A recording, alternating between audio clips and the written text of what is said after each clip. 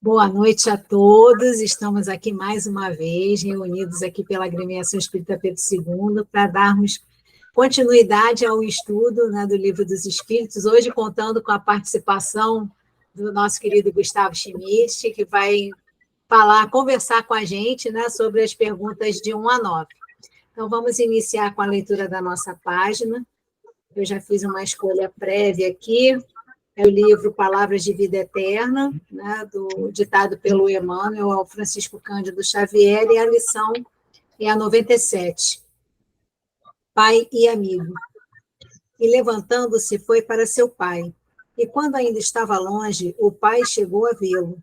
Moveu-se de íntima compaixão e, correndo, lançou-se-lhe ao pescoço e o beijou. Jesus, essa passagem está em Lucas, no capítulo 15, versículo 20. É possível que essa ou aquela falta te sombreie o coração, impelindo-te ao desânimo. Anseias respirar a fiacura, entregar-te aos mistérios do bem, contudo trazes remorso e tristeza.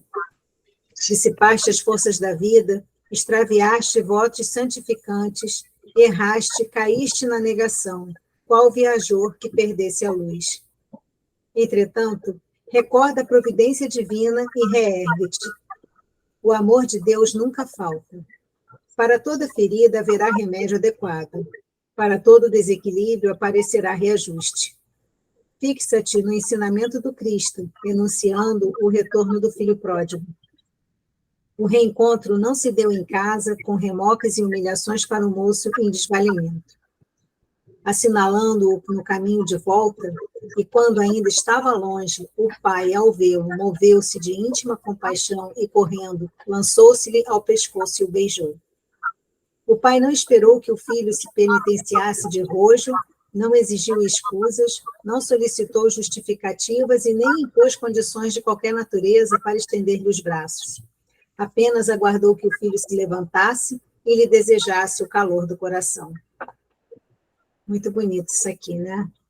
É uma reflexão importante porque nós somos os filhos pródigos, né, do nosso pai, e estamos em constante, né, mudanças na nossa vida, né? A nossa vida está sempre naquele movimento de altos e baixos, e ainda bem que é assim, porque isso significa que nós estamos em aprendizado, nós estamos em movimento.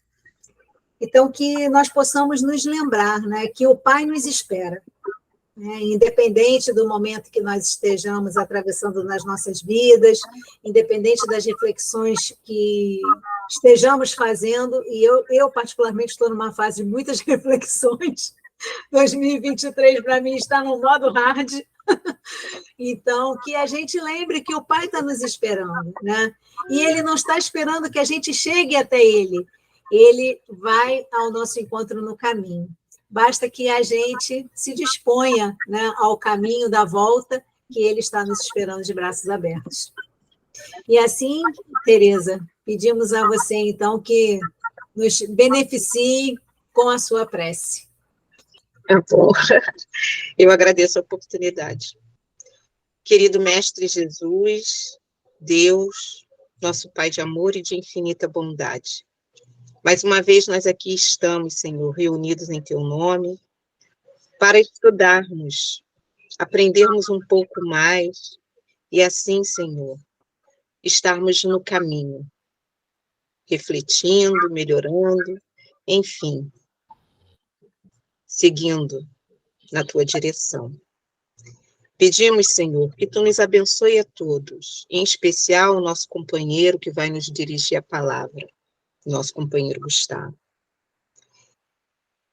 Que toda a falange da casa de Pedro II e Teresa Cristina esteja conosco também, e que nós possamos, desta forma, Senhor, aprendendo um pouco mais, contribuir para que o nosso mundo também se transforme. Que seja, então, em Teu nome, Senhor, que nós possamos dar por início essa nossa reunião de estudo. Que assim seja, graças a Deus. Graças a Deus. Gustavo, a palavra é com você. Boa noite, pessoal, tudo bem? Noite. Tem a Cristina, a Tereza Cristina, Edmeia, o Paulo, José Carlos, tem mais alguém? Nesse momento, não. Eu acredito que as pessoas vão começar a entrar aí. A família está completa. Temos o Pedro II, temos a Tereza Cristina e temos eu, da agremiação espírita Isabel. Né? Viu? O pai, a mãe e a filha. Eu queria ver se a gente pode ir conversando ao longo do estudo, né? A gente tem até 9h30 e fecha 9h40, não é isso, Cristina? Eu coloco sempre um pouquinho a mais o tempo do estudo, porque às vezes a gente acaba estendendo uns minutinhos ou outros para não correr o risco do Google Meet derrubar a gente. Ah, tá. Só se a gente estender demais mesmo, que aí a gente acaba tendo que correr. Então, Mas, caso contrário, a gente tem essa facilidade. Né? Mas, em tese mesmo, o nosso estudo é de 1h30. ótimo.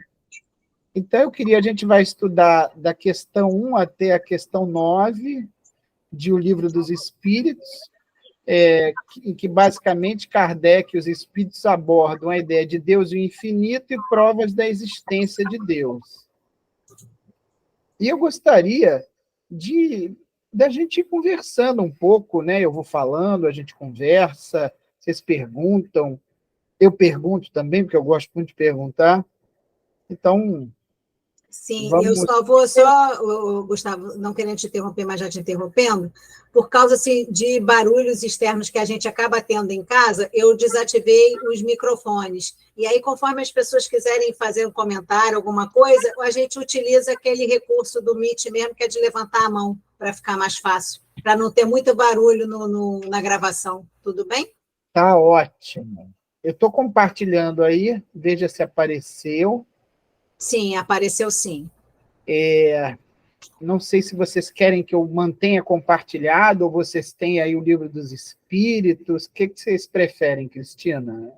Olha, por mim, eu estou com o Livro dos Espíritos aqui, então fica a seu critério, entendeu? Eu também tenho. Eu também tenho o meu. Manter compartilhado ou não. Para mim, o que você achar melhor para você em termos de dinâmica, para mim está ótimo. É porque, às vezes, você compartilha e ocupa a tela do celular, do computador dos outros, e atrapalha um pouco. A Edmeia está levantando a mão lá. Para mim, se quiser compartilhar, seria bom, porque o meu livro é aquele livrinho de bolso. Sei. É pequenininho, então as letras são miudinhas. Eu estou enxergando bem, mas é menos sacrifício olhar aqui na tela.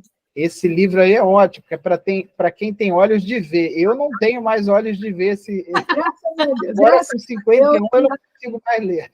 Eu ainda tenho, sim, graças a Deus. Mas seria interessante, porque a letra está maior que mim. Então, eu vou deixar e a gente vai adiante, né? Bem, pessoal, a gente está usando, só para uma questão de registro, eu estou usando a terceira edição, perdão, a segunda edição de O Livro dos Espíritos, de março de 1860. Tá? Que é a edição ampliada e revisada por Kardec. É a que todos nós conhecemos, né? Porque a primeira edição, de 18 de abril de 1857, eram só 500 itens. Havia já a introdução, os prolegômenos, a conclusão, mas Kardec depois ele publica o que é o Espiritismo, em 1859, e com esse trabalho vai ampliando o Livro dos Espíritos, e a edição final é essa de março de 1860, com 1.019 itens. né? Ou, segundo o Herculano Pires, 1018, que parece que tem uma questão, se eu não me engano, é 1011, que na versão de 1019 perguntas, eles pulam, né? Mas vamos lá. A primeira questão que Kardec aborda aqui sobre a divindade é uma relação entre Deus e o infinito. O infinito é uma questão que vinha sendo abordada por muitos pensadores, por Platão, por matemáticos, e Kardec, nessas 3 primeiras perguntas, acaba abordando isso. Primeiro, ele pergunta o que é Deus, né? Vocês têm ideia do porquê ele não usa um artigo definido ou indefinido aqui no item 1? Por exemplo, como o que é Deus, ou outra coisa parecida? Se alguém pudesse comentar.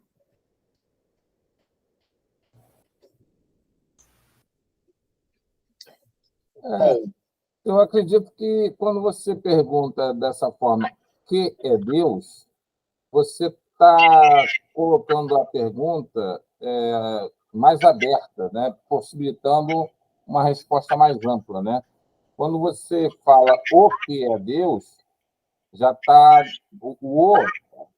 pela didática, a gente sabe que é artigo definido, né? Então, é porque você já está meio que definindo alguma coisa, então eu acredito que você acaba circunscrevendo um pouco mais, limitando um pouco mais o campo de ação da resposta. Quando você bota o que é Deus, você abre mais amplamente aí o leque de respostas possíveis. Essa é a minha interpretação. Bacana. Mais alguém gostaria de comentar?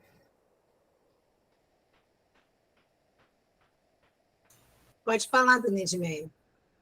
Abre o seu microfone. Abria. Desculpe. Eu acho que é para... como Deus não tem... ele não pode ser comparado a nós humanos. Ele é infinitamente superior, ele não é o humano. Então, não tem como a gente perguntar quem é Deus, para não haver, inclusive, essa analogia com um ser humano. Perfeito. Mais algum comentário? Se não houver, a gente caminha. Então, vamos lá. Realmente, a gente vinha de ideias religiosas que trabalhavam muito o antropomorfismo, né? Que é dar feições humanas a Deus. Tanto é que muitas religiões confundem Deus, ou melhor, confundem Jesus como sendo o próprio Deus, né? O Deus que virou carne. Eu até estive conversando uma vez com alguns companheiros, a gente refletindo sobre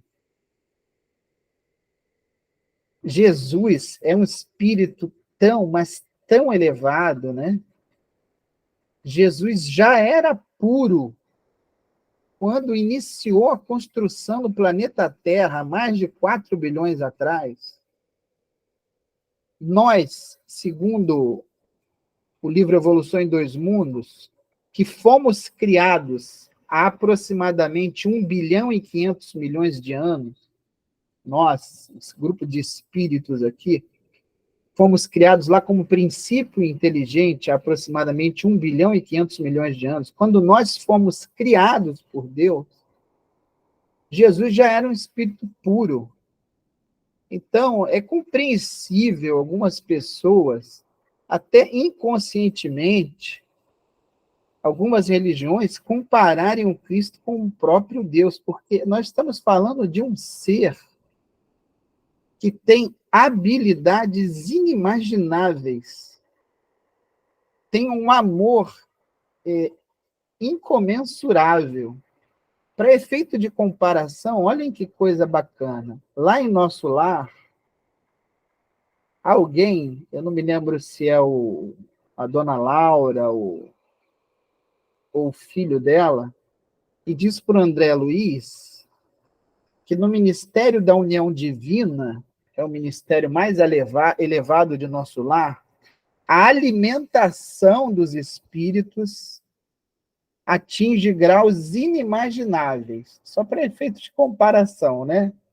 Que ali no Ministério do Auxílio e as moradias no entorno tinham alguma alimentação mais fluídica, né? Tanto que eles falam sobre a existência de frutas à mesa, né? Porque como era um trabalho que exigia um contato com espíritos mais materializados, né? Eles precisavam desse tipo de alimentação. Já nos ministérios União Divina, e se eu não me engano, o Ministério da Elevação também, que são ministérios com ligações muito elevadas, a alimentação atingia graus inimagináveis. No capítulo 18 do livro Nosso Lar, também há um esclarecimento muito interessante sobre amor, o alimento das almas, que há um determinado nível evolutivo em que nós não temos mais necessidade de alimentação de qualquer natureza, se não amarmos o nosso próximo. Eu me alimento da minha própria capacidade de amor, de amar ao próximo. Vejam que essa é uma libertação impressionante, porque eu não preciso do outro para que ele me ame. Eu preciso do outro para amá-lo. E assim eu me alimentar do meu ato de amar o outro. Que é o que a gente vê em Jesus, né? Jesus precisa da gente, porque Jesus precisa amar. Essa é a maior necessidade de todos nós, né? Ele não precisa do nosso amor, ele precisa amar. Nós, da mesma forma. Um dia a gente estará se alimentando de amor. Nossa, maravilha, vai ficar todo mundo fininho, né? Magrinho, sem excessos. Vai ser uma maravilha. Então, a gente compreende essa confusão que algumas religiões fizeram, até com as próprias escrituras, né? Quando dizem lá, quando diz, Jesus diz, o meu irmão, que coisa curiosa, meu irmão era espírita, cristão, né? Como nós, mas ele não era uma pessoa muito ligada ao espiritismo, né? E casou-se com uma moça muito batista, né? É uma pessoa corretíssima, uma religião belíssima, mas ele, recentemente, ele virou evangélico, né? E é interessante porque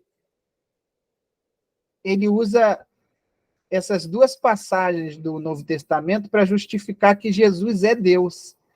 O verbo virou carne e quando o Jesus diz que eu e o Pai somos um, né? E que a gente respeita. A minha irmã, que é um pouco mais implicante, gosta de implicar com ele.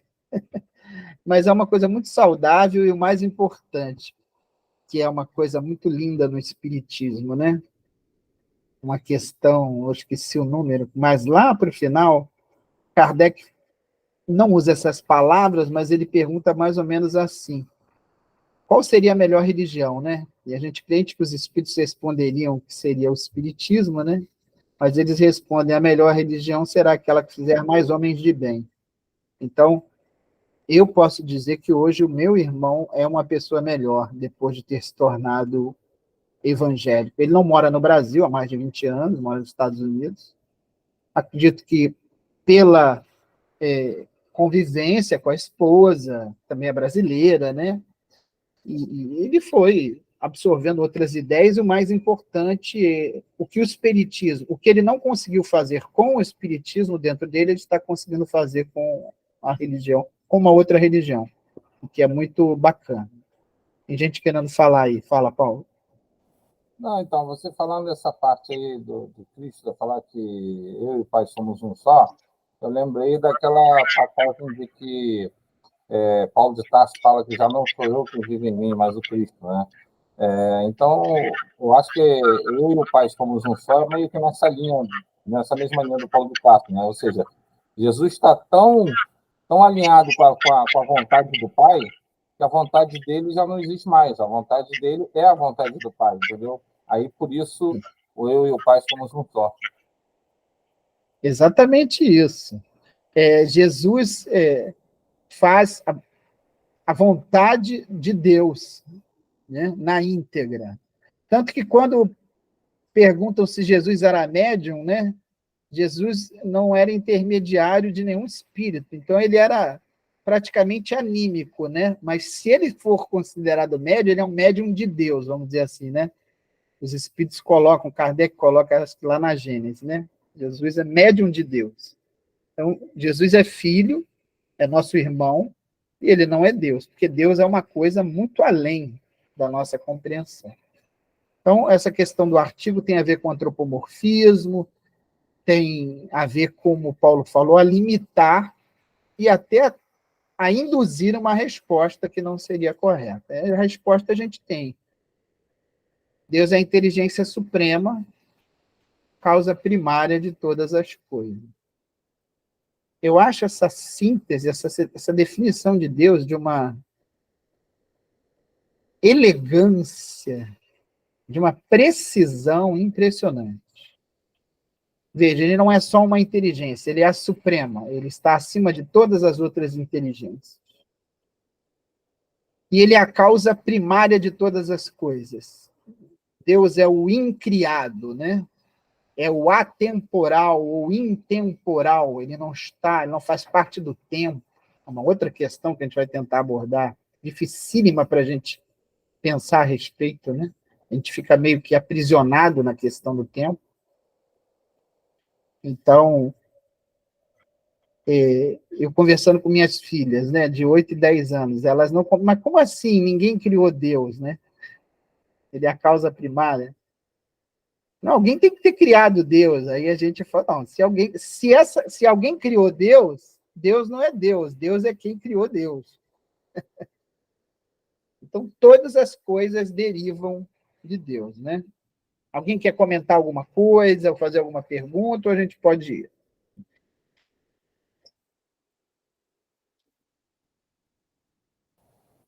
Vai lá, Paulo. Sem querer interromper toda hora, mas já interrompendo, eu normalmente falo para os meus filhos, claro que a gente estuda a doutrina também, mas eu sempre passo a imagem de que Deus é a fonte do infinito bem. Entendeu? Legal. Muito bacana, bonito. E aqui, então, Kardec, já preparando para a terceira pergunta, na segunda, ele pede para os espíritos definirem o que eles entendem por infinito, o que se deve entender por infinito. E aí, os espíritos definem o que não tem começo nem fim, o desconhecido. Tudo que é desconhecido é infinito. Aqui tem uma certa discussão. Há quem diga que o termo eterno seria mais apropriado, porque o infinito, em algumas definições, ele, na verdade, na etimologia, né, lá no grego, no latim, o infinito é algo sem fim, mas é algo que teve começo. E o eterno seria algo que não teve começo nem fim. Mas isso é um detalhe. Se a gente for procurar em todo... Alguém quer falar? Regina, quer falar? Vou continuar. Oi? Tá. Se a gente for... Posso continuar? Oi, pode sim, Gustavo. A gente vai manter aquela questão de levantar a mão para ficar mais fácil. Ótimo. Facilita. Então, se Isso, você pode for, continuar. se você for em todos os dicionários, dicionários etimológicos, eu peguei aqui, peguei o OAS, peguei o Aurélio, que eu tenho eles aqui, tenho aquele dicionário de filosofia do Abaniano, que é muito bom. Todos eles definem o infinito como não tendo começo nem fim, e o eterno também. Você vai ver os espíritos em algum momento se referindo à alma, como alma é eterna também, embora a gente tenha encontrado irmãos que dizem que a alma é imortal, ela tem início, mas não tem fim, né? Mas isso é só uma questão de convenção, da gente combinar qual é a ideia. A ideia é muito clara. Deus não tem começo nem tem fim. A alma teve começo porque foi criada e não tem fim porque ela é imortal. Se a gente vai usar infinito, eterno, seja lá o que for, não tem problema. É só uma questão da gente combinar, e nesse caso eu prefiro usar o que dizem os espíritos. Então, eles perguntam, Kardec pergunta o que se deve entender por infinito, e os espíritos dizem que é o que não tem começo nem fim. Vamos lá. Questão 3. Agora sim. Poder-se dizer que Deus é o infinito? Definição incompleta. Pobreza da linguagem humana insuficiente para definir o que está acima da linguagem dos homens. Então, há alguma relação entre infinito e Deus, mas a nossa linguagem ela é pobre, entendendo que a linguagem é a materialização do pensamento. Conforme nós formos evoluindo, a linguagem também vai evoluir. Tanto que, em algumas línguas, a gente tem determinados termos que expressam alguns pensamentos, em outras, não. A gente sabe, por exemplo, que a palavra saudade é uma palavra do português, né? Que a gente não encontra em algumas outras línguas. No inglês, embora ela tenha sido incorporada ao inglês, eles não costumam utilizar essa palavra. Eles dizem que eles sentem falta, né, da pessoa, I miss you, né? O inglês normalmente diz, o americano, eu sinto sua falta. Saudade expressa um sentimento em que a gente sente falta da pessoa. Foi uma evolução da língua. Então, a gente precisa ainda evoluir muita coisa para compreender a definição de Deus. Aí Kardec comenta, lembrando que a resposta é entre aspas, é a resposta dos espíritos, e essa a seguir é um comentário de Allan Kardec. Deus é infinito em suas perfeições. Como assim? Deus é bom? Então, ele é infinito na sua bondade, ele é infinito na sua misericórdia. Deus é infinito em suas perfeições, mas o infinito é uma abstração.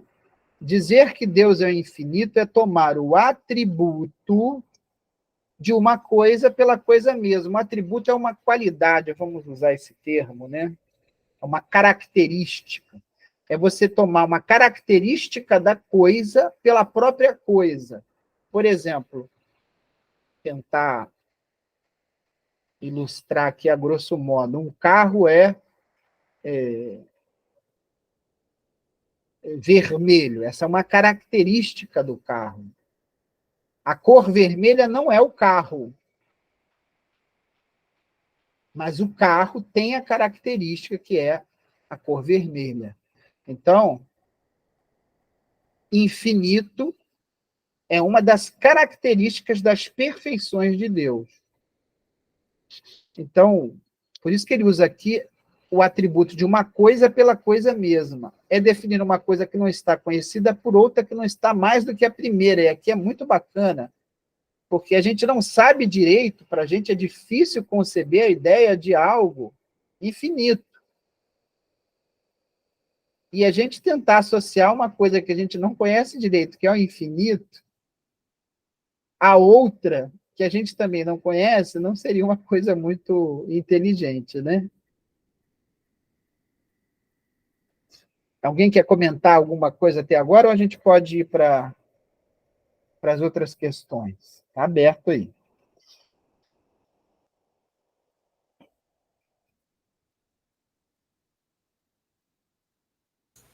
Acho que a gente pode seguir. Tá.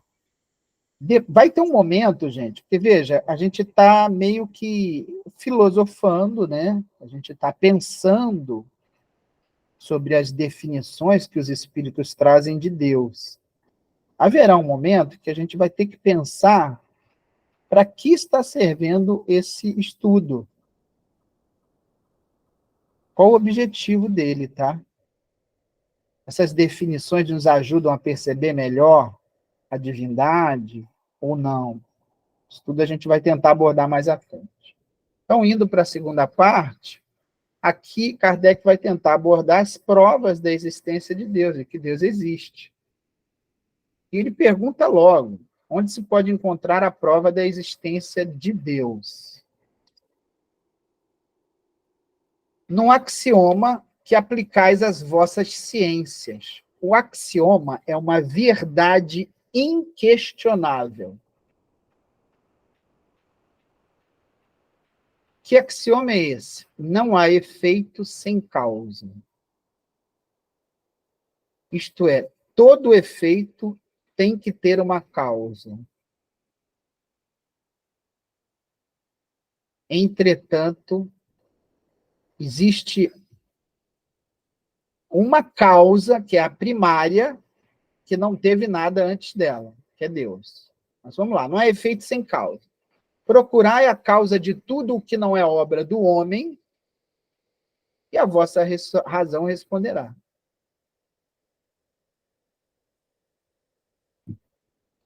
Vejamos, por exemplo, a máquina. Foi o homem que fez, quem fez. Um planeta. Não foi o homem quem fez. Há até quem diga, não. Foram seres de outros planetas que vieram e fizeram o planeta Terra. Né? Também não faz muito sentido. Nós sabemos que quem criou o planeta Terra foi Deus, mas através dos seus filhos. Né? Tanto que Jesus é o cabeça, né, dessa empreitada aqui no planeta Terra. Vamos dizer, assim como a gente tem o arquiteto que bolou como seria Brasília, você teve o pessoal que foi lá meter a mão na massa, né?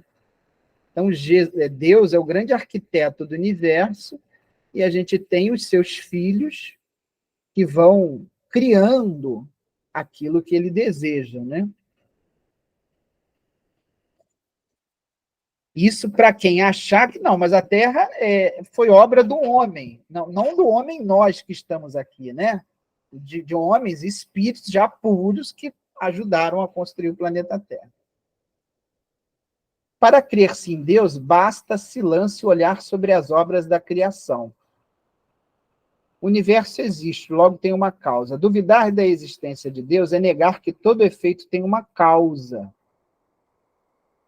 E avançar que o nada pode fazer alguma coisa. Veja, aqui tem uma questão bacana. O nada não pode fazer alguma coisa. Vamos pensar aqui, se nós fôssemos com uma sonda e um planeta qualquer do nosso sistema solar, chegássemos lá e víssemos uma cadeira, o que nós poderíamos deduzir imediatamente? O que vocês acham? A gente nunca esteve naquele planeta, a gente chegou lá e encontrou uma cadeira, só isso, uma cadeira na superfície. Tereza. que existe vida lá, porque alguém criou a cadeira. A cadeira não se cria, né? Não se cria. Ela é obra de uma inteligência, Uma né? inteligência. Como Bem, nós conhecemos cadeira e sabemos, né, que nós podemos fazer uma cadeira, criar uma cadeira, confeccionar uma cadeira, a gente vai deduzir, opa, alguém passou por aqui e fez uma cadeira. Porque nós conhecemos a cadeira, né, e exato. sabemos que é possível criá-la. Esse é um bom... Tem mais gente querendo falar aí? Cristina, Sou eu. fala. Até esse exemplo que você deu, eu achei legal, porque entra assim na mesma questão, né, que os cientistas eles sempre colocam como ponto pacífico para que, se exista vida em outros planetas, a existência da água. Né? Aham. Porque é uma necessidade nossa, então passa a ser um parâmetro para que isso aconteça, né, nos outros planetas também. E a gente sabe que não é bem assim que acontece, né? Mas, de qualquer maneira, para a ciência é um ponto pacífico. Muito bem colocado. Quem abriu, levantou a mão primeiro, a Tereza ou o Paulo? Então, Não, eu não levantei, não. Acho que eu esqueci de tirar da outra vez. então tá bom. Paulo, pode falar, então. Eu lembrei que eu gosto muito de ver vídeo do Ariano Suassuna, né? Muito bom, muito bom. Sensacional. Ele anda com um pregador de roupa, né? Dentro da pasta. Muito Quando bom. alguém pergunta para ele se nós viemos do macaco, ele tira o pregador e fala assim, ó, deixa isso aqui 2.000 anos para ver se o macaco faz um negócio desse aqui. Não faz. Isso aqui é alguém inteligente para fazer um pregador de roupa. O macaco não vai fazer nunca. Então, eu estou lembrando disso por causa dessa situação. Né? Se tem uma cadeira lá, é porque alguma inteligência fez aquela cadeira, porque não vai aparecer à toa. Né? É verdade. O interessante é que, bem, ou algum de nós esteve lá e deixou aquela cadeira sem que nós soubéssemos, né? Ou semelhantes a nós estiveram lá e deixaram aquela cadeira lá. Porque a gente sabe que a madeira não faz a si mesma, né? O metal usado numa cadeira também não se dobra sozinho, né? Nós não temos nenhuma experiência, na verdade, não é possível, é porque Kardec provavelmente mais à frente vai falar, nem só todo efeito tem uma causa.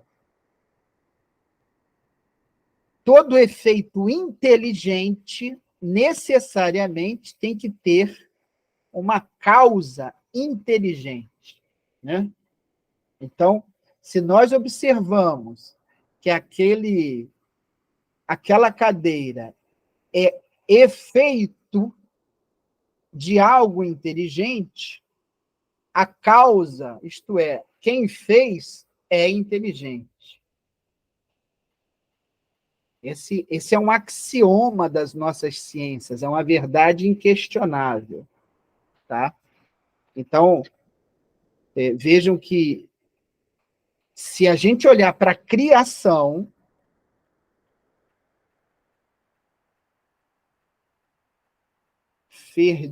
Ferdinand, dá para pensar, você escreveu alguma coisa aí, explica para a gente aí, que eu não entendi. Dá para pensar que provavelmente o ET precisa sentar em algum momento. Ah, o extraterrestre. Fala aí. Ferdinand, abre o seu microfone, por favor. Oi, Gustavo. É o Antônio, do SEAC. Ô, meu irmão! Bom te ver. É só para descontrair.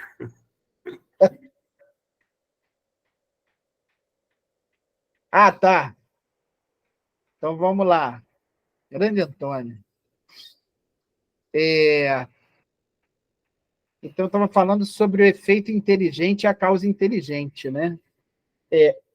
O efeito inteligente não pode ter vindo de uma causa sem inteligência. Esse também é um axioma, uma verdade incontestável. Eu me lembro,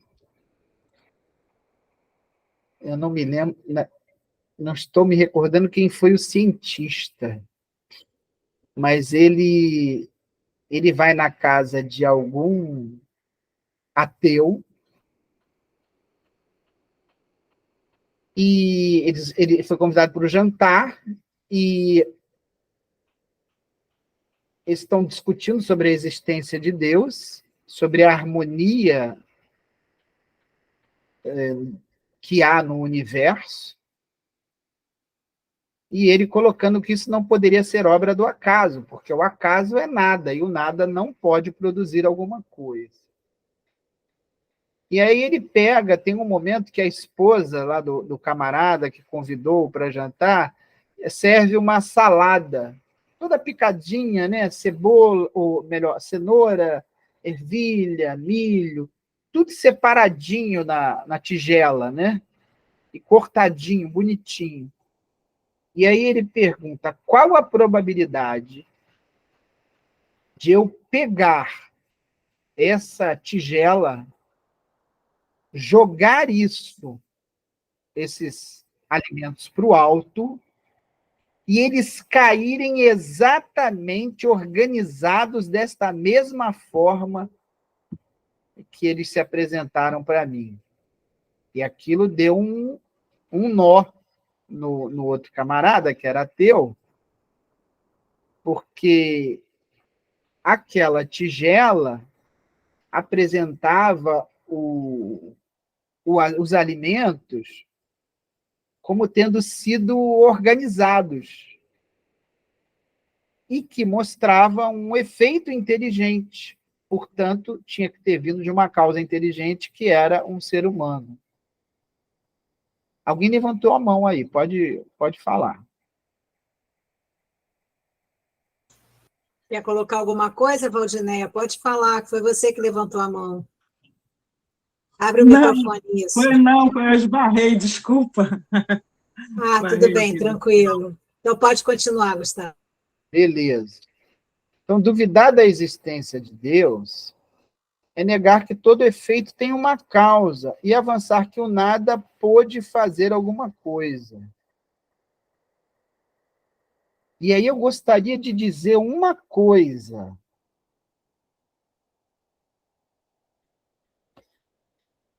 Kardec primeiro coloca ali.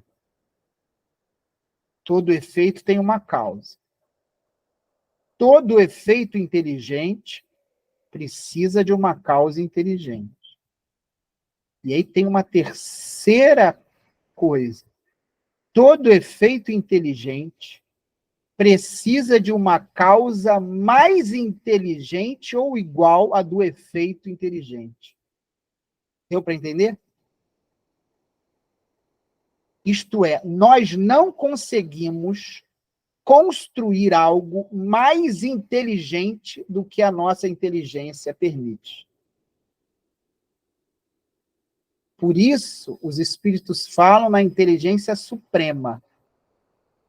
O ser que nos criou, nós que somos efeito inteligente,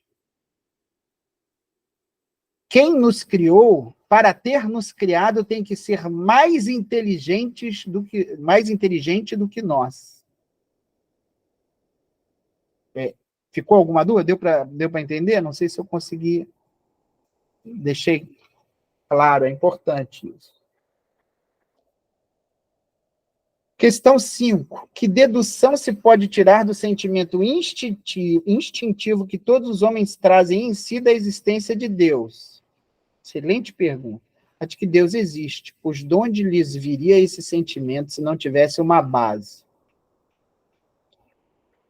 É ainda uma consequência do princípio, não há efeito sem causa. Muito interessante, porque há um determinado momento da evolução do princípio inteligente, quando ele começa a reencarnar como ser humano, e aí cabe fazer um esclarecimento aqui.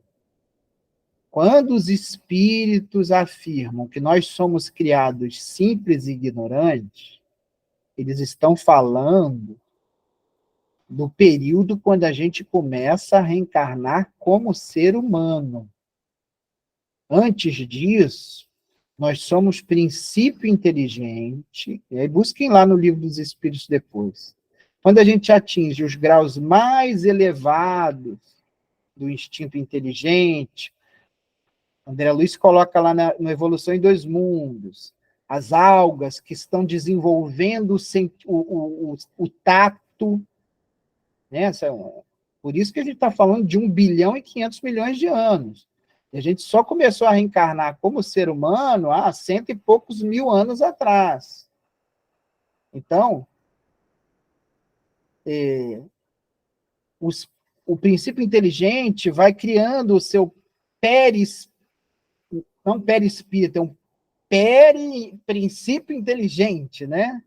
Até a gente chegar aos animais mais avançados, um gato, um cachorro, os mamíferos, né? O golfinho, que já tem uma individualidade, o perispírito deles, embora a gente tenha uma discussão, o animal tem alma, espírito, não é espírito, eu vou me circunscrever a definição que os espíritos dão de quando o espírito é criado simples e ignorante, que é quando ele começa a reencarnar como ser humano. Antes disso, ele passa por um processo de humanização que acontece em outros planetas. Está lá no Livro dos Espíritos. Está lá não, está aqui. Né? Então, quando a gente atinge certo nível evolutivo, os espíritos elevados vão nos intuindo a compreender a existência de Deus. E aí, no processo evolutivo, Einstein tem um livro muito bom. Ai, meu Deus. Aquela frase que eu acho fantástica, né? Deus não joga dados, né? Que mostra que não há o acaso, né? Como eu vejo o mundo, o nome do livro. Ele fala sobre diversos assuntos e fala sobre Deus, e fala sobre a ideia, a evolução do pensamento sobre Deus. Antigamente, a gente atribuía divindade aos fenômenos que a gente não conhecia, a chuva, ao trovão, uma série de outros fenômenos, né? Ao sol, à lua. Você vai voltar lá atrás, você vai ver que, ainda com um pensamento bem primitivo, a gente associava origem divina a essas coisas que a gente não sabia como funcionava, né? Até que a gente chega a um momento, por isso a gente tem que tomar muito cuidado em não afirmar que Deus é o que a gente não conhece. Tem um cientista, um astrofísico, o Neil deGrasse. É o cara aí mais bambambam da astrofísica. Ele reconhece uma harmonia no universo. Mas ele, uma vez, numa palestra, foi apresentada por membros de outra religião que Deus era tudo aquilo que não era conhecido. E aí ele falou, vamos supor, hipoteticamente, né? Vamos supor que nós conhecemos 10% do universo. Daqui a 100 anos, eu vou conhecer 6%, ou melhor, 20% do universo. E aqueles 10% a mais que eu conhecia, que antes eu conhecia 10, depois eu passei a conhecer 20. Eu vi que aquilo não é Deus. Logo, ele deduz que, como aqueles religiosos dizem que Deus é tudo que a gente não conhece, ele diz, Deus não existe, porque o que eu não conheço é uma questão de tempo, eu vou conhecer. Onde é que está o erro? Alguém consegue identificar o erro nessa afirmação de que Deus é tudo aquilo que a gente não conhece? Tem um erro nessa premissa.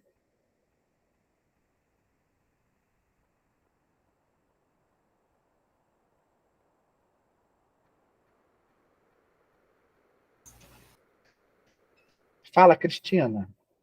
Então, eu não sei se é o reconhecimento do erro, né? Mas partindo do princípio que eu, pelo menos, aceito e acredito que Deus é o nosso Pai, né? É o Criador do universo, né? Ou da ideia que faz com que os seus filhos, os seus prepostos, criem tudo isso que a gente conhece, né? Então, não cabe para mim essa coisa de que Deus é tudo aquilo que eu não conheço, porque não o fato de eu não conhecer não significa que não existe. Sim. Mas você entende que ele tentou, ele pega a ideia de que o que eu não conhecia, eu passei a conhecer, e o que eu conheci não é Deus. Por isso ele nega a existência. Eu entendo que quando uma religião afirma que Deus é tudo aquilo que a gente não conhece, a gente confunde, coloca no mesmo saco o Criador e a criação. Sim. A criação não é Deus, é a criação. Deus é o Criador. Então eu não posso pedir para que as pessoas conheçam a criação, que a partir daí elas vão ter conhecido Deus.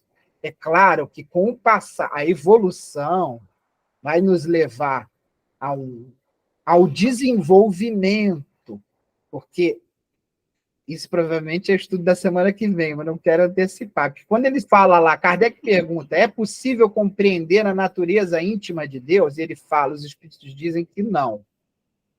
Que nos falta o sentido, eles usam um artigo definido.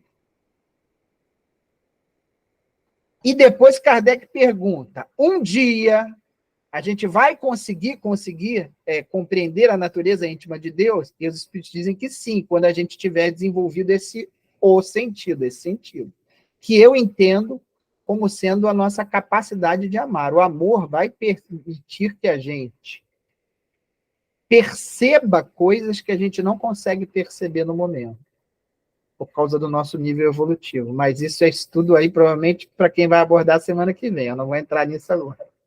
Sim. Tá? Mas partindo até do princípio do que você colocou, se hoje eu conheço 10%, né? Então eu tenho 90% sem conhecer, então esse 90% não é Deus. Mas daqui a algum tempo eu passo a conhecer mais 10%, quer dizer, eu vou conhecendo Deus em doses homeopáticas, Deus vai se apresentando para mim a cada percentual, então, de qualquer forma, não faz sentido para mim essa colocação, né? Não, porque...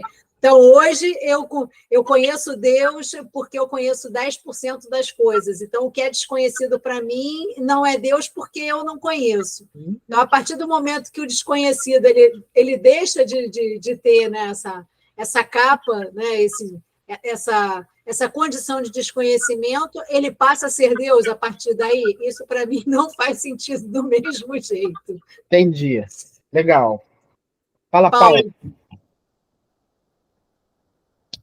Então, é filosófico o negócio, né? Porque esse exemplo aí, eu conheço 10% do universo.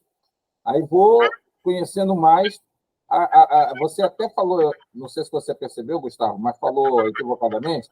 Primeira coisa que você falou 10%, e vou conhecendo mais daqui a 10 anos, conheço 6%. Aí depois, não, conheço 20%. O 6 fez muito mais sentido para mim do que o 20%.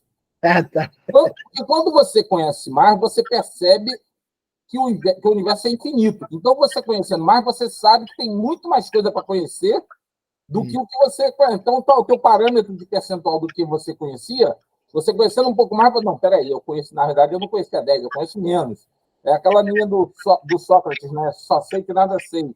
Conforme você vai conhecendo mais alguma coisa, fica difícil. E, no caso, você falou alguma coisa, agora eu esqueci. Agora há pouco, você falou que os espíritos falavam, Kardec perguntou se vai ter algum dia condições de entender a essência de Deus. Isso. Talvez a essência de Deus a gente até vá conhecer realmente quando chegar nesse sentido aí, quando a gente desenvolver esse sentido. Mas conhecer Deus, se Deus é infinito, como é que a gente vai ter algum dia a exata dimensão de Deus?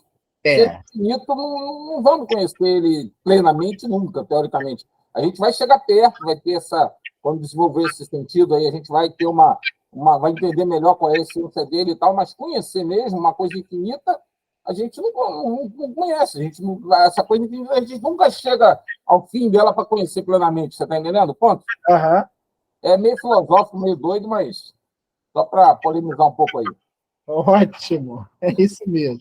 Agora, veja só, eu acho muito interessante, porque me dá uma vontade tão grande de mandar uma cópia do Livro dos Espíritos para um cientista desse, mas, infelizmente, é coisa minha, né? A gente quer que as pessoas... É porque a gente vê uma coisa com tanta clareza, né?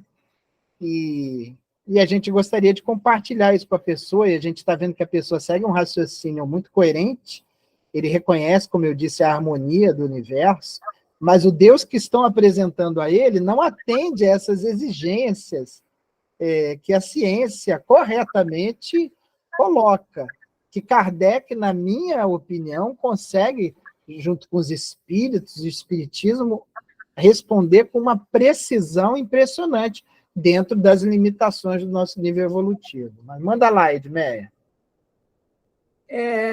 Eu acho que, como as leis naturais estão na nossa consciência, mas muitas vezes nós não temos essa noção, né, de que as leis morais estão na nossa consciência, assim, a ideia instintiva de Deus nós trazemos na nossa consciência também, da mesma forma que nós trazemos as leis morais.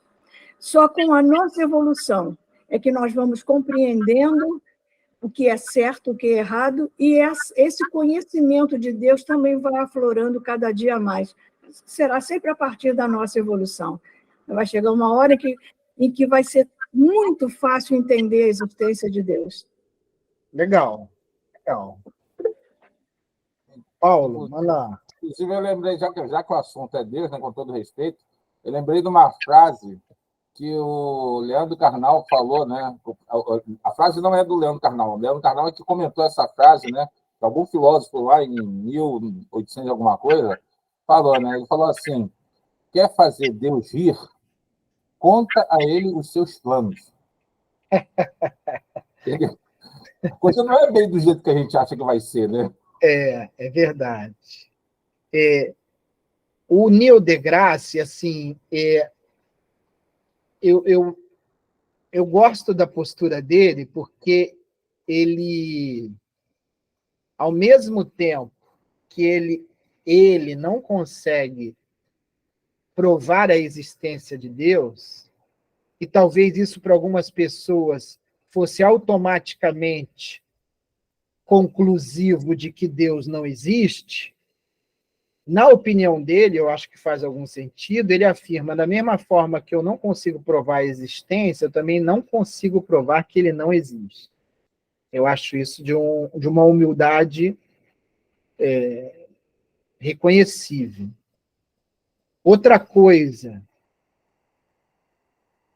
e aí ele mesmo diz, se Deus existe, e Deus é misericordioso e bom, por que ele permite que os seus filhos, por exemplo, sejam dizimados num terremoto, milhões de pessoas, né? Eu estou vendo aí uma falta de conhecimento da parte dele, de tantos outros, da lei de liberdade, né? A lei do livre-arbítrio, a necessidade da gente escolher e colher os resultados dessa escolha, porque a gente sabe que o terremoto não acontece por acaso, a gente vem batendo no nosso planeta, na nossa morada, e ela responde de alguma forma, né? Também há a falta de conhecimento da lei da reencarnação e uma série de outras coisas que a gente sabe que um dia as pessoas vão chegar lá. Como dizem os espíritos, o espiritismo não será a religião do futuro, mas será o futuro das religiões, porque com a evolução do pensamento e das ciências, as pessoas vão chegar as mesmas conclusões que Kardec e tantos outros pensadores, cientistas chegaram no século XIX. Então, vamos adiante. O sentimento íntimo que temos da existência de Deus não poderia ser fruto da educação, resultado de ideias adquiridas? Poderia sim, poderia ser. Mas os espíritos provam que não é. Se assim fosse, por que existiria nos vossos selvagens esse sentimento? Se o sentimento da existência de um ser supremo fosse tão somente produto de um ensino, não seria universal. Por que não seria universal? Porque a gente tem grupos, povos que surgiram em determinado lugar, em outro, em outro. Por que surge em todos essa ideia instintiva? Não seria universal e não existiria senão nos que houvessem podido receber esse ensino, conforme se dá com as noções científicas. Mesma coisa as noções científicas. Quem tem contato com aquela descoberta vai adquirir aquela descoberta, né? E aqui tem uma outra coisa bacana. Poder-se-ia achar nas propriedades íntimas da matéria a causa primária da formação das coisas? Mas então, qual seria a causa dessas propriedades? É indispensável sempre uma causa primária. Kardec está querendo saber aqui se a matéria poderia ter gerado a matéria, né? Atribuir a formação primária das coisas às propriedades íntimas da matéria seria tomar o efeito pela causa, porquanto essas propriedades são, também elas, um efeito que há de ter uma causa. O que Kardec coloca aqui é que a matéria é criação. A matéria não é o criador, como a gente já viu antes. O que se deve pensar da opinião dos que atribuem a formação primária a uma combinação fortuita da matéria, ou, por outra, ao acaso? Fortuita é um acaso, né? Ah, não. A matéria estava lá sem fazer nada e decidiu se juntar. Outro absurdo, que o homem de bom senso pode considerar o acaso um ser inteligente. E demais, que é o acaso? Nada. Então, gente, volto a dizer, isso é de uma razão, é de um bom senso, é de uma precisão, claro, de acordo com a limitação que a gente tem, mas é elegante, chega a ser, é belo isso. Aí Kardec, olha, a harmonia existente no mecanismo do universo, patenteia, né, mostra, demonstra combinações e desígnios determinados, e por isso mesmo revela um poder inteligente. Atribuir a formação primária ao acaso é insensatez, pois que o acaso é cego e não pode produzir os efeitos que a inteligência produz. Um acaso inteligente já não seria acaso, seria Deus. Em que é que na causa primária se revela uma inteligência suprema e superior a todas as inteligências?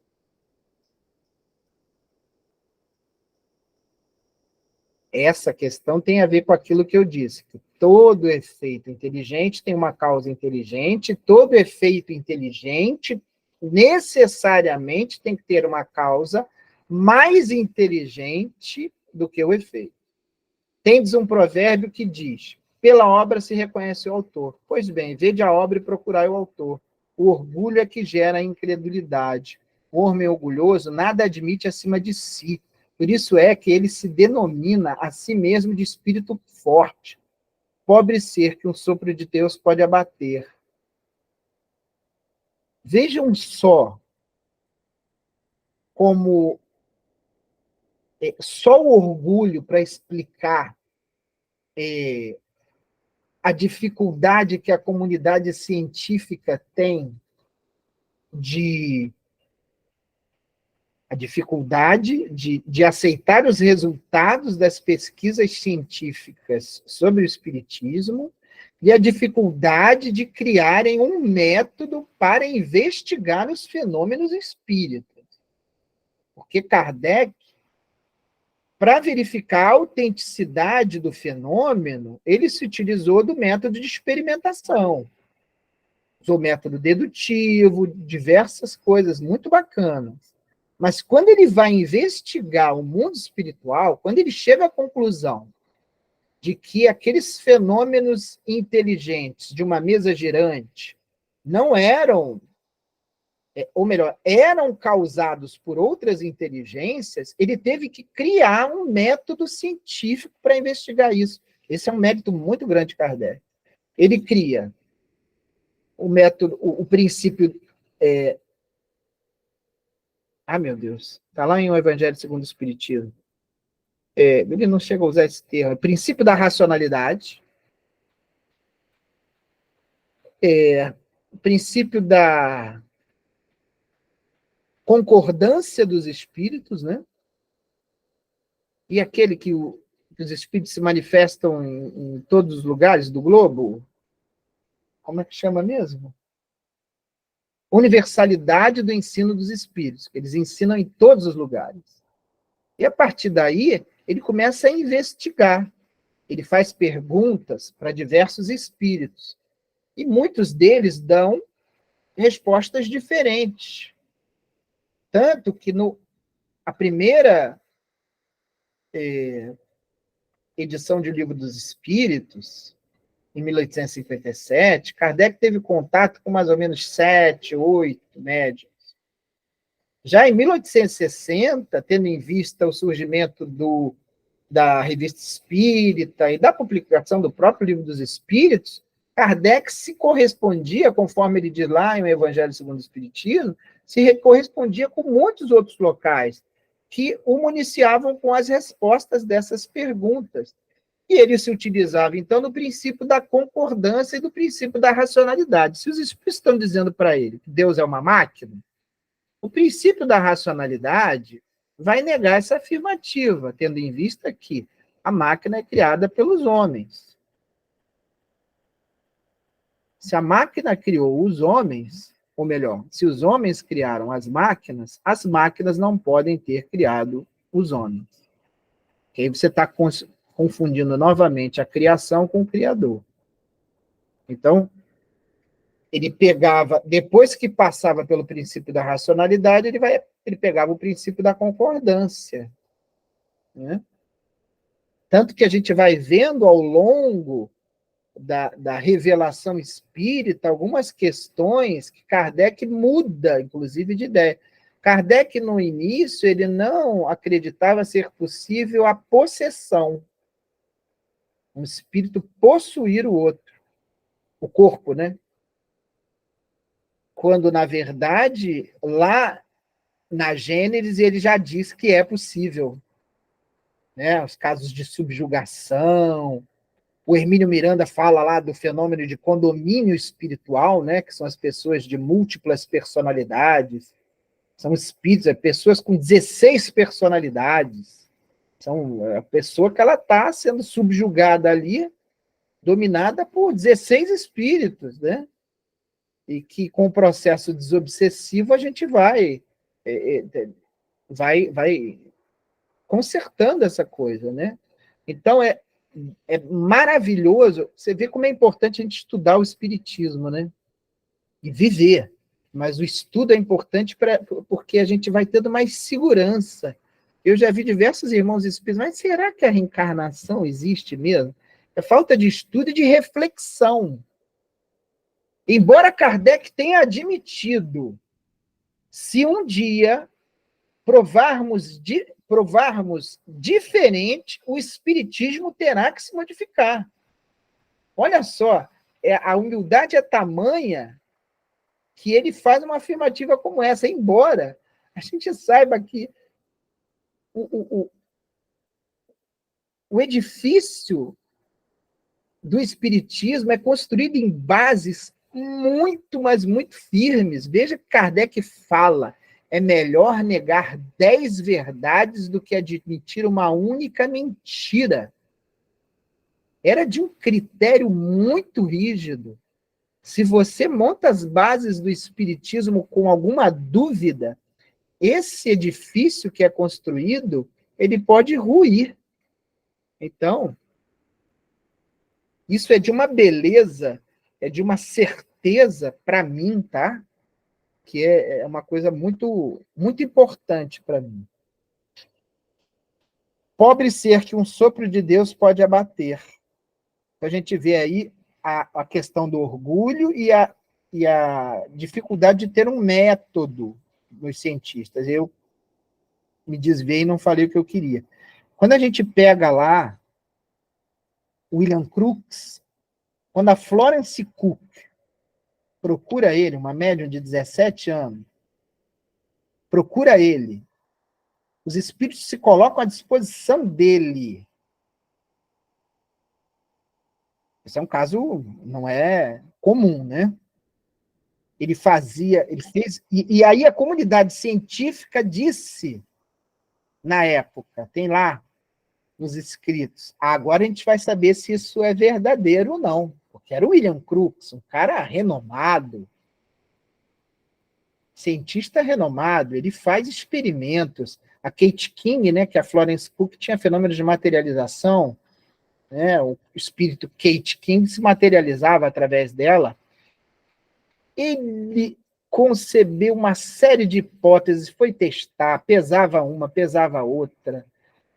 Teve um episódio que ele narra naquele livro Fatos Espíritas, né, que a Florence estava gripada, com quase uma pneumonia, com febre, e aí ele investiga a Kate King e ela estava normal. Assim, são relatos muito interessantes, tanto que no final ele faz a seguinte conclusão: não digo ser possível, digo, é real.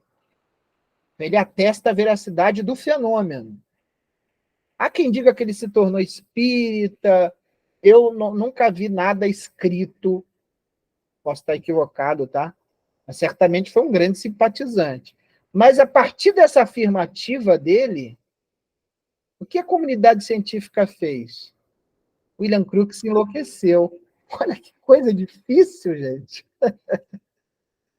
É difícil, só o orgulho para explicar uma coisa dessas. A falta da maturidade do senso moral, como Kardec coloca lá no Evangelho segundo o Espiritismo, que há pessoas que não são da área das ciências, mas que percebem, têm essa sensibilidade, essa maturidade desenvolvida e percebem a beleza do Espiritismo, né? Fala, Cristina.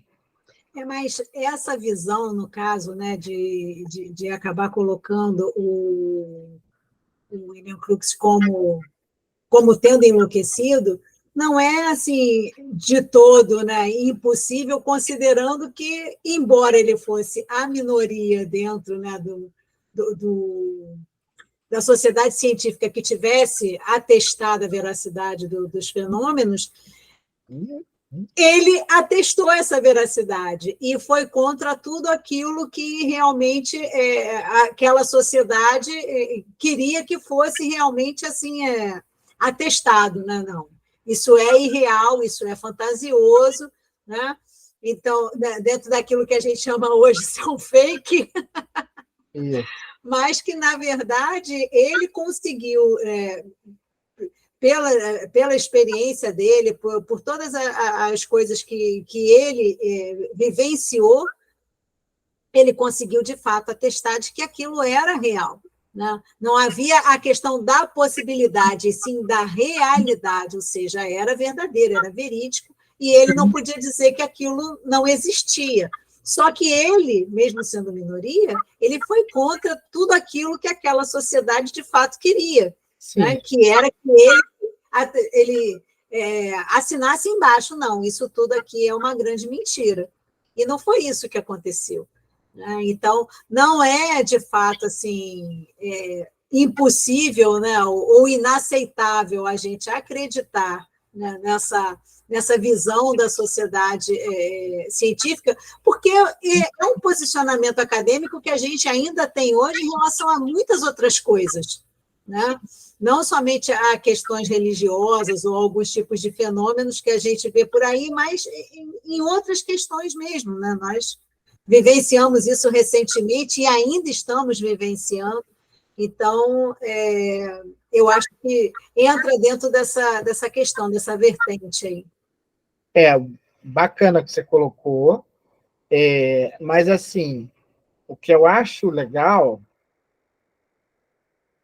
aliás, corrigindo, o que nos entristece, embora a gente compreenda, é que as pessoas dizem que ele enlouqueceu, né, por ele ser minoria, como você disse, e vejo, quando elas deduzem isso, elas afirmam, não, você enlouqueceu. Primeiro, elas não estão seguindo o método que elas mesmas pregam, que é o método investigativo, experimental, tem diversos deles, né? Porque eles não foram lá para investigar, e o fenômeno ocorre. Pega lá Teresa d'Ávila, fenômenos de levitação, fenômenos de bicorporeidade de Antônio de Pádua, Afonso de Ligori. Eu acho que isso, a ciência precisa se debruçar sobre uma questão como essa para investigar. Eu acho que a gente poderia progredir muito se a ciência, diante de fenômenos como esse, pudesse atestar a veracidade e continuar a partir daí. Mas compreendo que a gente está caminhando. Você vê diversas iniciativas comprovando a importância da prece, né? Fazem diversos experimentos e comprovam lá, pessoas que vão fazer uma determinada cirurgia, um grupo vai receber preces, o outro grupo não vai receber preces. O grupo que recebeu preces teve menor índice de morte e se recuperou mais rapidamente. Então, a gente está criando um método para investigar isso. Isso é uma coisa bacana, né? Uma vez que a gente repita, aprimore o método, porque eu li um experimento da Universidade de Washington que eles enviavam a foto das pessoas que iriam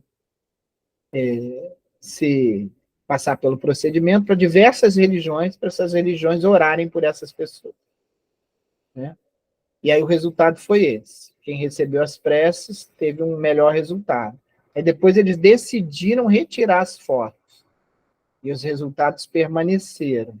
Então, isso já vai mostrando algum caminho.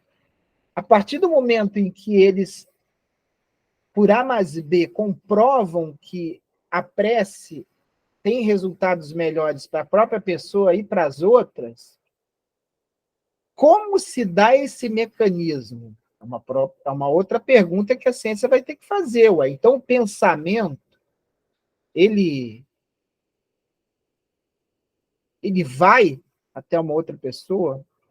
Como? Nós só conhecemos ondas eletromagnéticas, ondas mecânicas, que são as sonoras. A gente não conhece ondas mentais que saiam de nossa cabeça, né? Mas é bastante bacana ver que isso é inevitável em algum momento as pessoas, a comunidade científica e as outras religiões vão chegar a essas conclusões. Poderia ter sido mais rápido, mas vamos lá. Do poder de uma inteligência se julga pelas obras. Não podendo nenhum ser humano criar o que a natureza produz, a causa primária é, consequentemente, uma inteligência superior à humanidade. Quaisquer que sejam os prodígios que a inteligência humana tenha operado, ela própria tem uma causa.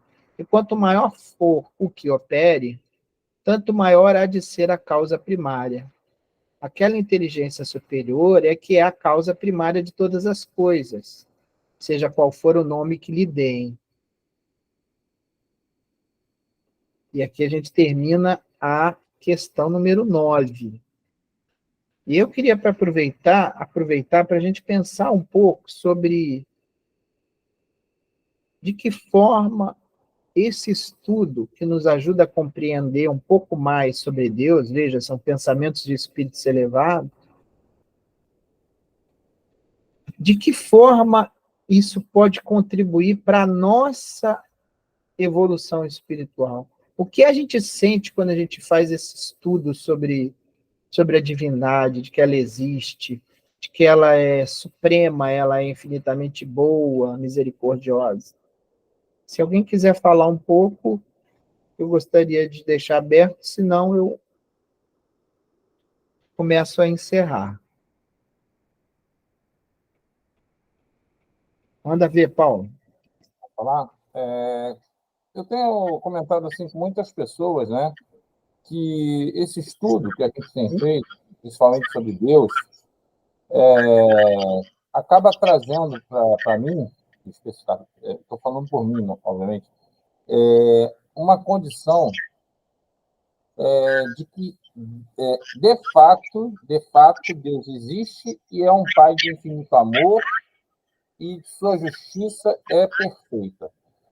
Cara, quando a gente chega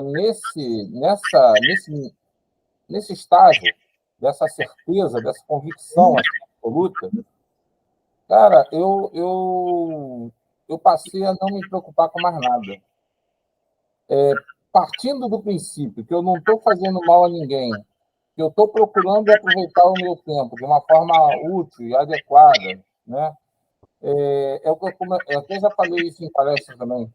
Pô, se o sujeito quer ir ver como é que o Bob dá uma batida no Morro do Alemão, ele está procurando o quê? Ele está procurando encontrar uma bala perdida, né?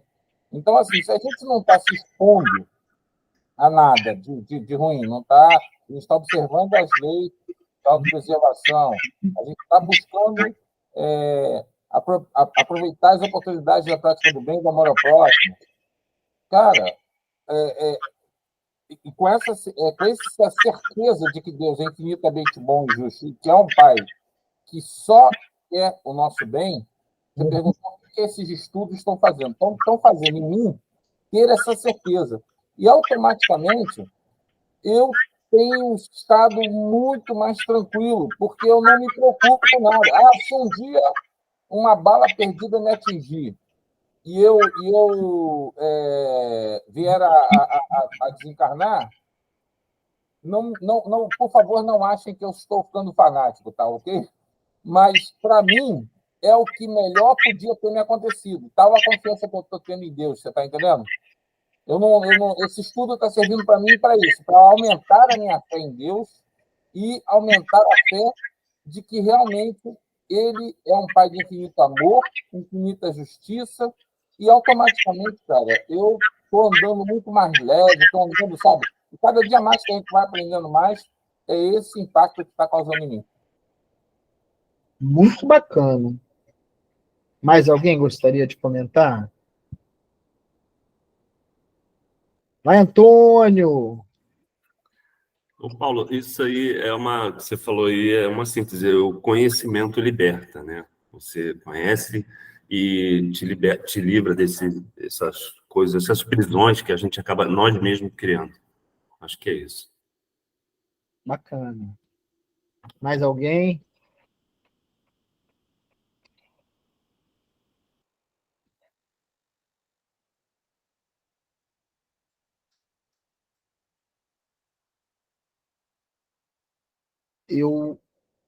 Se ninguém for falar, eu gostaria de falar a minha percepção, que eu acho que é bem semelhante à do Paulo.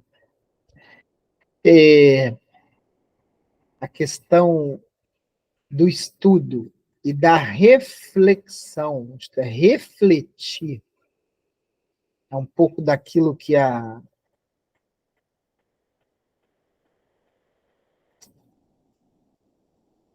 guia do Divaldo, me deu um branco aqui. Joana. Joana. Joana de Joana de Ângeles. Nome da minha filha. Joana de Ângeles diz que lê o livro dos Espíritos, leu a primeira vez, aí depois lê a segunda e vai parando, e vai meditando, vai pensando. Meu amor, o papai já está terminando, tá? Vai meditando, lê sem pressa, lê devagar, pensa em cada frase que está sendo escrita, que está sendo lida, faça perguntas em cima, traga para a sua vida. Ele fala isso para ele ler 3 vezes, né? Mesmo assim, a gente tem que continuar lendo sempre, porque isso vai trazendo uma certeza, para mim, vai trazendo um sentimento de segurança. A minha fé raciocinada vai ficando cada vez mais robusta, embora a fé raciocinada não seja a fé, vamos chamar assim, a fé final, né? Porque, embora Kardec diga que fé raciocinada é aquela que pode enfrentar a razão em todo o tempo da humanidade, né? Tem uma parte lá que diz que quando o Espiritismo faz vibrar as nossas fibras mais íntimas, está lá no Sede Perfeitos, no Evangelho segundo o Espiritismo. Quando o Espiritismo faz vibrar as nossas fibras mais íntimas, o Espiritismo vai para o nosso coração. E inabalável se torna a nossa fé. Então, veja, a fé raciocinada é uma coisa. A fé raciocinada ainda está sujeita a titubear. Eu me lembro, em 2004, eu tive alguns episódios de pânico, né? Uns 2, 2003, 2004, eu fui procurar um médico cardiologista e ele disse que eu estava com um tumor na glândula suprarrenal, que detonava a produção de adrenalina, né? E que eu poderia morrer a qualquer momento, que era grave, a gente precisava fazer a cirurgia. E eu perguntei, tá, como é que a gente faz? Naquilo ali já me deu um gelo, né? Aí ele, ó, você tem que fazer esse exame aqui, o resultado demora 45 dias para sair. Eu falei, rapaz, vou morrer. Cheguei em casa, eu estava lendo Paulo Estevão, estava lendo Paulo Estevão, e eu comecei a deprimir, falei, vou morrer. Eu me lembro, olhando pela janela do banheiro, o céu estava estrelado, eu falei, se morrer, eu morri. Vou continuar minha vida no mundo espiritual. Não, mas eu não quero morrer agora, não. Então, a gente tem uma questão de apego. Certamente, o que me deu força naquele momento foi a certeza, a fé raciocinada que me conduziu. A gente vai adiante, a gente vai vencer isso. Mas um dia eu espero que eu consiga levar essa fé raciocinada para o coração, que aí sim ela vai ser realmente inabalável, né? Então, esse estudo me ajuda a tornar a fé raciocinada inabalável, a certeza, a segurança. Puxa vida, a ideia de que a gente não acaba, né? Meu pai desencarnou agora 14 de julho. Gente, foi uma verdadeira festa espiritual, depois de quase 2 anos lutando contra o câncer. Eu tendo sonhos com ele entubou, ficou 28 dias entubado. Sonhei com ele 2 vezes. Ele bem, estava com aquele aspecto cadavérico, né? Mas nos sonhos, assim, muito reais, sabe? Coloridos. Meu pai bem, a gente levando-o a uma casa espírita para fazer o tratamento. Ele desencarna. Eu sonho uma vez, não com ele, mas uma pessoa que vem e diz, olha, seu pai continua em tratamento e essa noite, por livre e espontânea vontade, ele ajudou alguém a se trocar. É mais ou menos essa informação. Tipo, ele estava tentando trabalhar, né? E aí, uns 2 meses depois, eu sonhei com ele de novo, ele estava me fazendo uma massagem. Mas eu estou falando, no dia do sepultamento, gente, não existe enterro espírita, né? Mas existe o enterro que a gente procura seguir as orientações que o Espiritismo nos dá. Então, a gente evita a conversa imprópria, a gente cantava o tempo todo. Quando o caixão estava descendo lá a cova, eu me lembro a música Somos companheiros, amigos, irmãos que vivem alegres pensando no bem. Alegria cristã, de 2 amigos me olharem sorrindo, era um final de tarde no cemitério de Inhaúma, pleno inverno, 15 de julho foi o sepultamento. O céu azul não tinha uma nuvem, cheio de pipas, a temperatura agradabilíssima, a gente cantando. Gente, eu posso dizer para vocês, eu não enfrentei luto, eu não me senti em luto.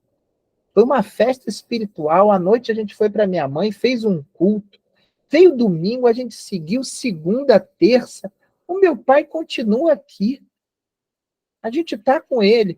Obviamente que a gente tem alguns atos falhos, naturais. Eu recebi um vídeo, meu pai gostava muito de música, a gente gostava, um chorinho, vou mandar para o meu pai. Meu pai não está mais aqui, não tem mais o WhatsApp, ele está lá e tal. Mas isso, eu não tinha tido essa experiência ainda de perder o contato físico com uma pessoa tão próxima, então eu enfrentei alguma ansiedade. Mas eu acho que o Espiritismo está causando dentro de mim uma revolução tão grande e certamente, repito, certamente, o amparo espiritual, que eu não me julgo digno, mas o amparo espiritual durante todo o processo, que a gente procurou, como Paulo disse, fazer tudo o que a gente podia. A gente dava passes nele, todo dia eu ia visitá-lo, a gente lia uma mensagem: vinde a mim, todos vós que estáis aflitos e sobrecarregados, eu sou o médico das almas e tal. E a gente lia muito, lia e conversava com ele. Isso, gente, até... Outro dia eu fiz um estudo, eu dei esse testemunho, eu não costumo falar de experiências pessoais, né? Mas eu senti que era preciso eu falar e seria uma coisa importante. Foi um momento de muito aprendizado e posso afirmar a vocês, em muitos momentos até de alegria. Fala, Paulo.